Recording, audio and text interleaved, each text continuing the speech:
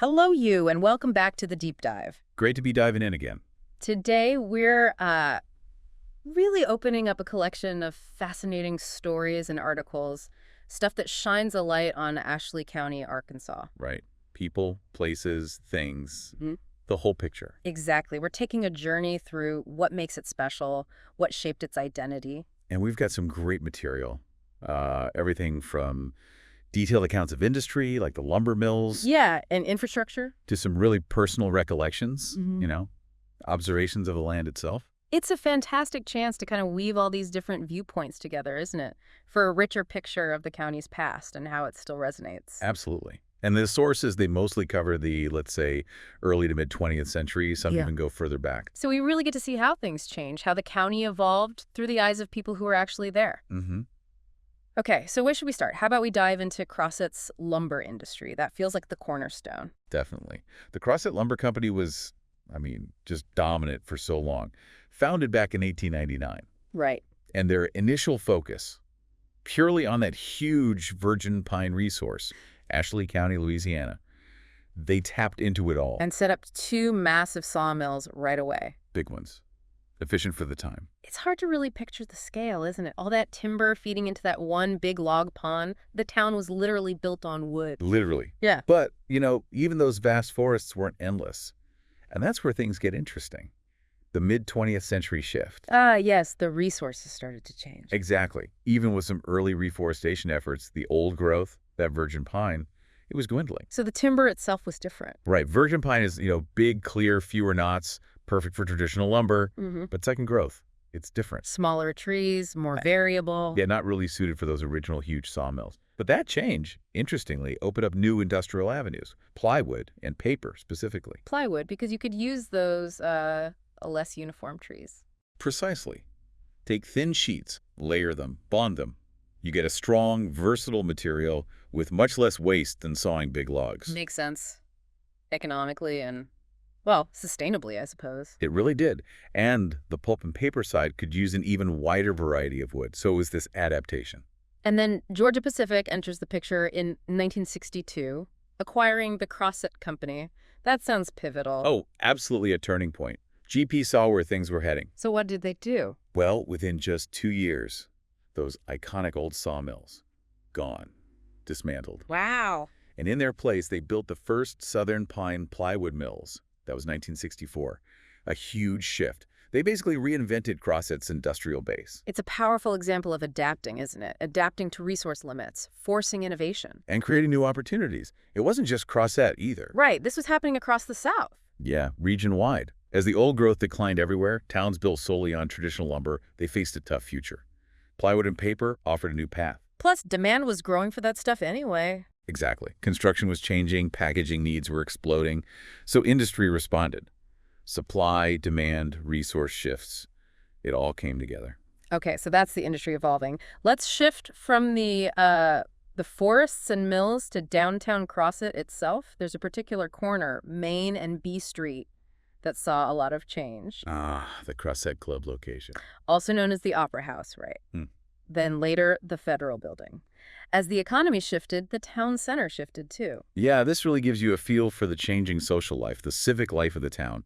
That original Crossett Club, built early 1900s, it was clearly the place to be. A premier social and cultural center, they called it. 3 stories, wooden structure. Yeah. Dinners, plays, performances. Sounds grand. We have those Sanborn fire insurance maps, 1908, 1914. They really show how significant it was. Those maps are incredible resources, so detailed. They show it right there. Main and B, big building, theater, dining hall, club rooms. Then they note things like sprinklers, building materials. Yeah. Fascinating snapshots. But then, tracing its history, Yeah.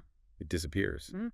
By 1943, the club's gone. And in its place, something quite different. A federal building. Mhm. Started as a U.S. post office, Yeah. probably built during the New Deal, all that infrastructure spending. A big shift from entertainment to government function. And that federal building kept evolving, too. Later housed the Paul Solons Memorial Library, All right. and then the Crossett Economic Development Foundation. So you see this progression right on one street corner, from sort of culture and leisure, To essential community services, like Yeah. a library. and finally focusing on economic growth. It really mirrors the town's changing priorities over decades. Exactly. A microcosm of Crossett's journey. Okay, so we've touched on economic shifts, physical changes in town. What about the social and political climate? Particularly mid-century, the name Orville Faubus comes up. Right, that's a crucial period. Post-war Arkansas, early 50s, a time of, well, simmering social change, but segregation was still deeply entrenched. And Faubus emerges in this complex environment. He does, and our source mentions his, let's say, ambiguous stance on integration during his 55 campaign. Which reflected the deep divisions in the state, I imagine. Definitely. Underlying tensions everywhere. Education challenges, the growing push for equality from the black population. Leadership in tricky times. Faubus's ambiguity kind of mirrored that division. It did. And while integration was this huge statewide issue brewing, the sources point out that even locally, in places like Crosset and Hamburg, things were subtly shifting. Like school consolidation, new marriage laws, small things, but signs of change. And you have the backdrop of resistance to Governor McMath's earlier reforms. That strong states' rights rhetoric. Which was often code for resisting federal pressure on race issues. Ashley County might have been observing a bit from the sidelines, but it wasn't isolated from these currents. The source mentions black veterans returning home to the same old inequalities. Yeah, and the NAACP chapters growing, Daisy Bates's newspaper circulating. The desire for change was definitely present locally, too. So the key point seems to be that Faubus didn't create the integration crisis. No, but his actions later certainly made him a defining and very controversial figure in it. Arkansas, and Ashley County along with it, was truly at a crossroads then, observing, reacting, a pivotal time. Okay, let's shift gears completely to a place that barely exists anymore except in stories. Doylestown. Ah, the traveling timber town. A fascinating glimpse into the early logging days. Built by Sawyer and Austin Lumber Company starting around 1899. Along the Pine Bluff and Western Railway. Right. It had everything a temporary town needed. Post office, dance hall, depot, housing. But it was all designed to move. A traveling city on rails. I love that description. Following the timber. It really captures how ephemeral some of those early camps were. Cut the timber, pack the town into boxcars, move to the next spot. But Doylestown's life was pretty short. Relatively, yeah. Around 1904, the railroad was sold. Sawyer and Austin moved their main operations elsewhere, and Doylestown got left behind. They tried to sell the cutover land, but it sounds like the dream kind of faded. It seems so. And the name itself, Doylestown. There's still some mystery about where that came from. Timber Scout. Superintendent, nobody's quite sure. And today, mostly gone. Reclaimed by nature near Bayou Bartholomew. But you can still find faint traces, apparently. Those old steam skidder trails. The marks left by the machines that drag the logs out. Wow. A reminder of how quickly things can vanish. Communities, landscapes. It really is. Bayou Bartholomew just flows on, carrying the echoes, you could say. Let's zoom back into downtown Crosset, specifically 1943, and focus on one key building, the general office of the Crosset Lumber Company. The mind of the machine. That's a great description. Right in the heart of downtown. And it wasn't just any office building. No. The 1943 Sanborn map really highlights its importance. Fireproof construction, automatic sprinklers, a direct water main connection. They were protecting their nerve center. Absolutely. This is where the big decisions happen. Logging schedules, payroll for thousands, timber sales, wartime production adjustments. Everything was managed from here. Managing thousands of acres, coordinating everything. It must have been intense. And right next to it, the map shows a library and OBF building. Not a public library, though. No, almost certainly an internal archive. Company records, blueprints, forestry manuals. The company's brain trust, essentially. Maybe trading space, too, or clerical support. It shows the level of planning involved, especially during the war. Adjusting quotas, dealing with manpower shortages from the draft, coordinating rail transport with Missouri Pacific. All orchestrated from that office. And those decisions, made right there, rippled out to affect everything in Crosset. The economy, wages, land use, even civic development. It really was the control center. Okay, let's talk about a vital natural feature, Bayou Bartholomew. Its dynamics have changed quite a bit over time. Oh, dramatically. The bayou is, well, it's a complex system, and human activity has really reshaped it. Early on, it was essential, right? Water source, bathing, baptisms, teeming with life. Absolutely. Fish, wildlife, even alligators. There are some great stories about alligator encounters back then. But things changed with increased irrigation and those relift pumps. That was a major factor. Those pumps, vital for agriculture, yes, but they also drained the bayou faster than it could naturally replenish. Leading to springs drying up, fish populations declining. Exactly. It wasn't just the water quantity either. There was also pollution. Oil slicks from machinery, adding another layer of stress. Sadly, yes. But despite all that, the source mentions the resilience of some wildlife. And importantly, the dedication of local folks advocating for its preservation. People like B.B. Hunt and Jimmy Pat Bowen. Right. People fighting for the bayou's future. That idea that the bayou reflects how it's treated, that really hits home. It does. It's a constant reminder of our impact, that tension between immediate needs and long-term stewardship. Okay, let's move to a much more difficult but necessary topic. The complexities of power and miscegenation during slavery in the region. Yes, this is a crucial, though deeply painful, part of the history. The plantation wasn't just about forced labor. It was, tragically, also about the sexual exploitation of enslaved women. Built on unimaginable power imbalances and dehumanization. Absolutely. And the source highlights the overwhelming silence surrounding these forced relationships. The fact that children born from them were legally property, slaves themselves. And how it was all erased from official records. The example given, Elisha Worthington in Chico County, who actually acknowledged his children with an enslaved woman. That was extremely rare. And it doesn't excuse the system at all? Not in the slightest. But it offers a stark glimpse into those hidden, complex human connections within that horrific institution. The source also mentions the roles of white women. Their silence, sometimes complicity, sometimes punishment. Their experiences were also shaped by the rigid power structures of the time, often with limited autonomy themselves within that patriarchal system.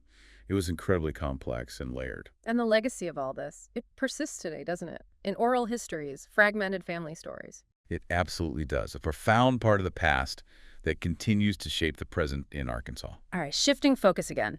Let's look at a key institution, the Crossett Bank. How did that get started? Its origins are quite interesting, actually tied directly to the company town model.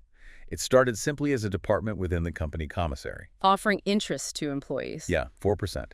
Likely to encourage saving, stability in the new town. But it grew from there. It did. By 1913, it was officially incorporated as a proper bank, had significant deposits, capital stock, and the leadership was closely tied to the Crossett Company. And its physical presence grew too. Definitely. It moved from shared office space to an annex, finally to its own dedicated brick building on Main Street. You see it on the 1921 Sanborn map, a real pillar of the community. And it survived the Depression. It did, which says a lot. Continued growing, became First National Bank in '65. By '67, deposits were over $13 million.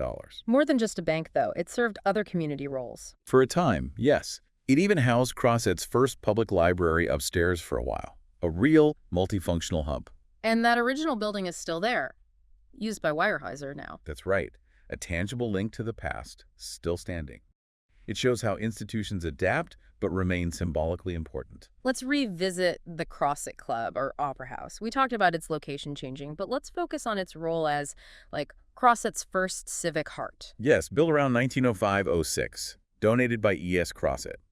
It really was the town's first dedicated cultural and social space, a place for people to gather outside of work. 2 stories. The upstairs was incredibly versatile, wasn't it? Concerts, shows, dances, even sports. Everything. And downstairs you had billiards, bowling, lounging rooms, and Crossett's first movie theater, a real entertainment hub. The Sanborn maps again show its prominence, mention the stage, sprinklers. But as we noted, it was gone by 1921, replaced eventually by postal and civic buildings. Still unclear why it was removed, maybe just age or changing needs. Possibly. But its significance as the first auditorium, first dance floor, theater, gym, that's undeniable. It was where the community first really came together socially. Okay, another key early institution, the Crossett Hospital. Appearing on the 1914 Sanborn map, it was impressively modern for its time.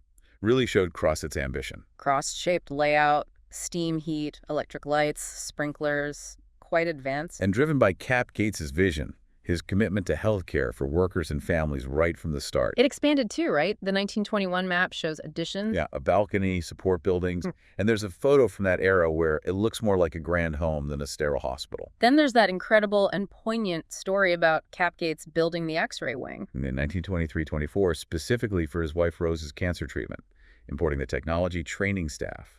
A huge undertaking back then. It just shows his personal commitment and the town's progressive approach to medicine. Tragically, Rose didn't survive, but the hospital gained a vital resource that benefited everyone for years.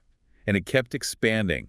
The 1943 map shows a southern wing, new service buildings. It really stands as a monument to Cap Gates's care for the community. A very tangible one. Now, let's bring in a more personal voice. Janice Clark and her essay, The Rose Inn. It sounds like her writing really captured something special. Oh, absolutely. Her 1973 essay in Reflections of Ashley County is considered seminal.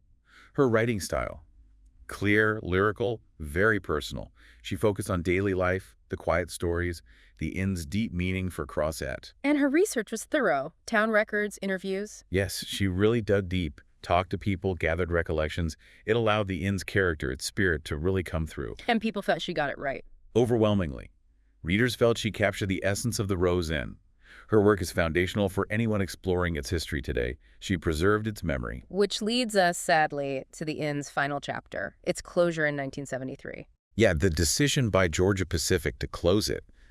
That really was the end of an era for Crossett. It had been such a landmark. They had farewell meals, auctioned off the furniture. They did, people taking home pieces of its history. Janice Clark wrote that by then the inn was held together more with memories than by structural strength. Wow. That says it all. It really does. It was so much more than a building. It was woven into the fabric of people's lives. But its legacy, hospitality, community, that touch of elegance that endures in memory. Definitely. It left a lasting, cherished mark. And the Rose Inn wasn't just locally known, was it? It got national attention. It did. Featured in Ford Times magazine in 1961. Watercolor painting, glowing review. Yeah. Put it on the map for a wider audience. And endorsed by Duncan Hines, the food critic. That must have been huge prestige. Oh, absolutely. Duncan Hines' approval meant a lot back then. It solidified its reputation, probably brought in even more visitors. Families making Sunday drives just to eat there. Exactly. It was a destination, a truly elegant spot, quite rare for a small southern town at the time. Let's go back inside, figuratively. The Rose Inn as the heart of Crossett's community life. It really functioned as the town's living room in those early days. Public life, private life, it all sort of mixed there. The third floor was for unmarried school teachers, with strict rules. Yes, but the lobby downstairs was where romances often started. A bit of contrast there. And the butler's pantry ball. I love that story. A secret place for teachers and dates to dance. Yeah, adds such a human touch, doesn't it? And the Sunday dinners, bringing everyone together. It really provided social structure, helped define Crossett's identity. Even the fire escape stories. Teachers sneaking out. It paints such a vivid picture. It really does.